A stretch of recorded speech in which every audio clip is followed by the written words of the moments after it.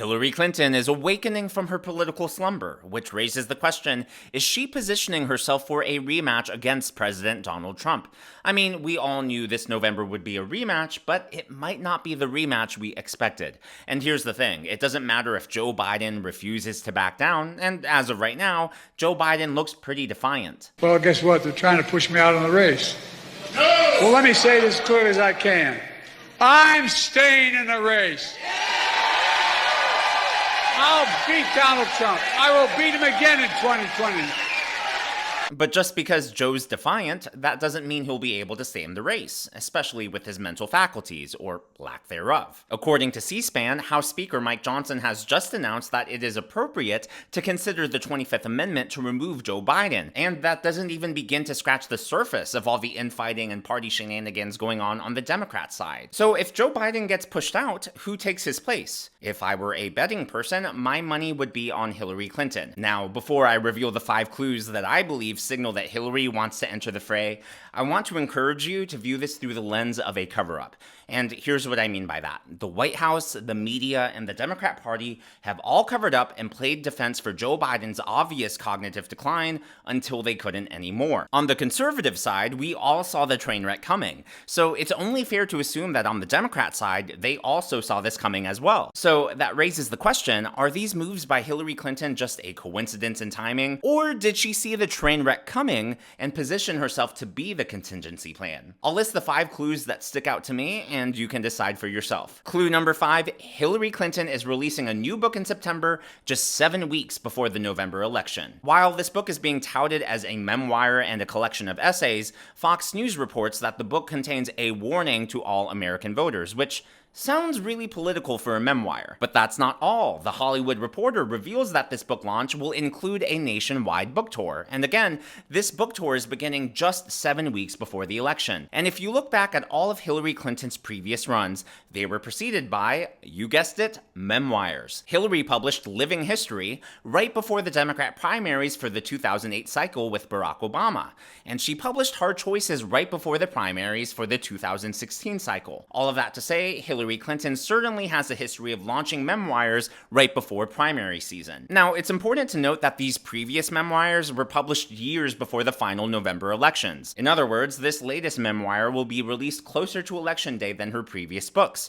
But the difference is that the others were released before the start of the primaries. So if we look at this current cycle through the lens of a Joe Biden cover-up with no real Democrat primary, then there would be no reason for Hillary to release her book any earlier, because there wasn't a real primary challenger. So technically, if Hillary were to jump in, then this book would follow the pattern of being released right before her campaign begins in earnest. Clue number 4, a former Clinton administration official created and is now promoting a Democrat blitz primary. The New York Post confirms that a Democratic memo details a plan to replace Biden in, quote, a blitz primary. This would be a month-long primary with forums hosted by Michelle Obama, Oprah, and Taylor Swift to engage voters. The delegates would then vote using ranked choice voting prior to the Democrat convention kicking off. Well, this proposed blitz primary was devised by 2 people, Ted Dintersmith and Rosa Brooks, who happened to work in the Clinton administration. While that alone doesn't prove anything, what are the odds that someone connected to the Clintons would be promoting this blitz primary as a solution? And consider this, who would a blitz primary be the most beneficial for?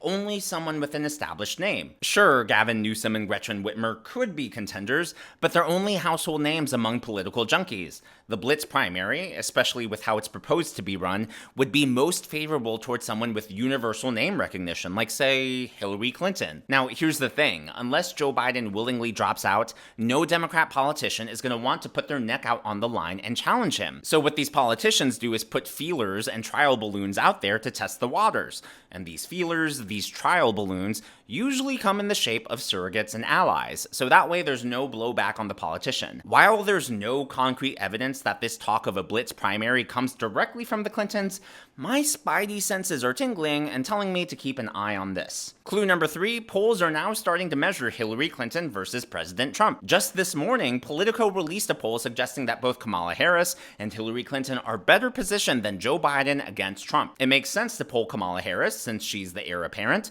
but Hillary Clinton? That seems like a waste of money unless her name is seriously in the mix behind the scenes as Democrats test the waters. Consider the cost of running a poll. According to the Learning Agency, a traditional survey using polls and national representative sample sizes typically costs around $30,000. So that raises the question, who is funding or commissioning these polls, and why are they willing to spend an estimated $30,000 to see how Hillary Clinton polls, unless there's at least a slight whisper that she might consider it? Clue number 2, James Carville, who rose to fame by spearheading Bill Clinton's campaign, is now openly calling for a Blitz mini primary. So the Blitz primary gets suggested by someone connected to the Clinton administration, and then it just so happens to be promoted by one of the most famous Democrat strategists who is also connected to the Clintons.